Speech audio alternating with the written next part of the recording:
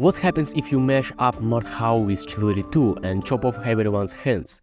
You got it. You end up with housework.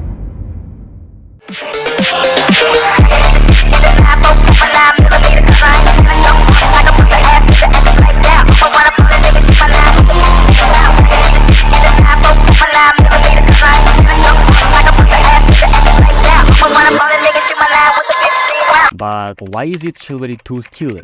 The gameplay of this game reminded me of the mechanics from the mobile game Bloody Bastards. In both games, you have to swing axes like crazy in all directions just to deal some damage to your opponent. But the plus side of the mobile game is that at least it's well optimized and doesn't kill your phone, unlike Half-4, which even at maximum settings makes my computer literally start trembling. Wow, it's just like real life, man. What the? And let's not forget that this game is built on the Unreal Engine 5, which adds even more strain on your system. In this game, it's not just about swinging and praying that one of your hits lands and kills your opponent. You have to find your enemy's weak spots and react very quickly, because one wrong move and your character's head is rolling on the floor.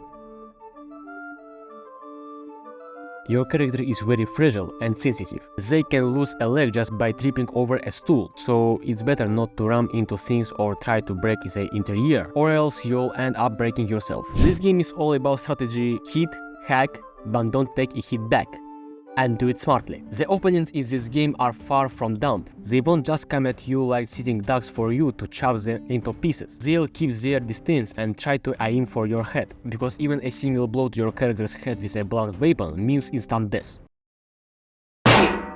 You'll drop like a sack of potatoes and your opponent will finish you off. Also, don't let your guard down and stay vigilant. If you drop your opponent, they might calmly get up, grab their weapon that fell from their hands, and come after you for revenge. And don't linger with a disarmed opponent for too long, because they might suddenly pull out a spare weapon and kill you. But not all opponents are that brave. Some, after losing their weapon, either start running away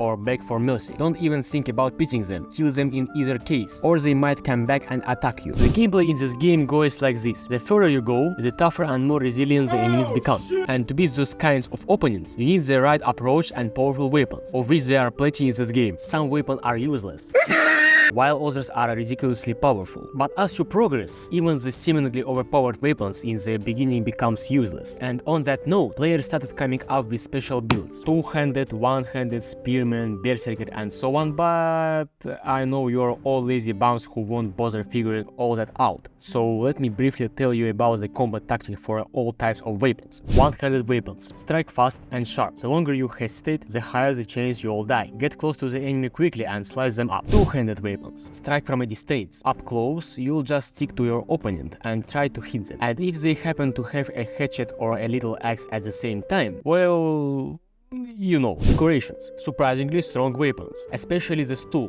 What? I recommend gripping it with both hands and walking your opponent, bare fists. Oh god. It's simultaneously the best and worst weapon in the game. Come on! Yeah, another one? Come on, another one, let's see what you got. Pretty quick, huh? Yeah. Attack immediately and hit your opponent very quickly. I strongly advise grabbing and breaking your opponent. That way you can easily disable even the most dangerous enemy. But you could also get knocked out with just one blow, so again, act fast. Combat.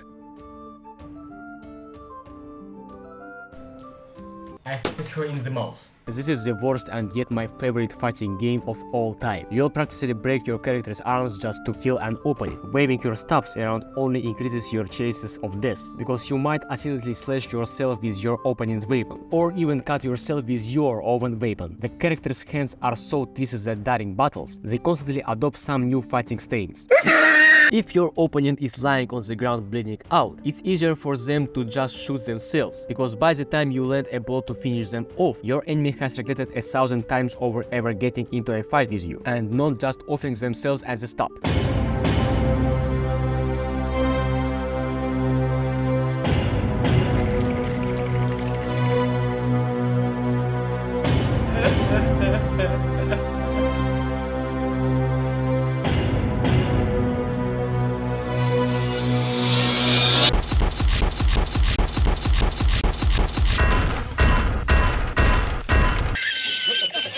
really need to train your aim in this game, or you'll either keep missing or keep turning your sliced up opponents lying on the ground. Be careful in close combat with an opponent wielding small one-handed weapons like knives or scissors, because their blade might get stuck in you and cause bleeding. And if you pull it out, there's a good chance you'll just die. During my attempt at speedrunning Houseworld, we'll come back to that later, I noticed another similar mechanic to the gameplay of Drunken Wrestlers 2. In Drunken Wrestlers 2, if you hit your opponent with the types of your gloves, their head either flies off or the enemy receives critical damage.